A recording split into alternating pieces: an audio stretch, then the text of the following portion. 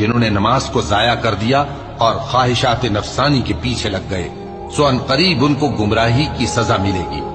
ہاں، جس نے توبہ کی اور ایمان لایا اور عمل نیک کیے تو ایسے لوگ بہشت میں داخل ہوں گے اور ان کا ذرا نقصان نہ کیا جائے گا، یعنی ہمیشہ کی بہشتوں میں، جس کا اللہ نے اپنے بندوں سے وعدہ کیا ہے کہ جو ان کی آنکھوں سے پوشیدہ ہے۔ بے شک اس کا وعدہ نیکوکاروں کے سامنے آنے والا ہے، وہ اس میں سلام کے سوا کوئی بیہودہ کلام نہ سنیں گے اور ان کو صبح و شام کھانا ملے گا۔ یہی وہ جنت ہے جس کا ہم اپنے بندوں میں سے ایسے شخص کو مالک بنائیں گے جو پرہیزگار ہوگا۔ اور فرشتوں نے پیغمبر کو جواب دیا کہ ہم تمہارے پروردگار کے حکم کے سوا اتر نہیں سکتے۔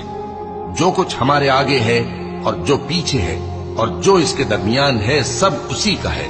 اور تمہارا پروردگار بھولنے والا نہیں،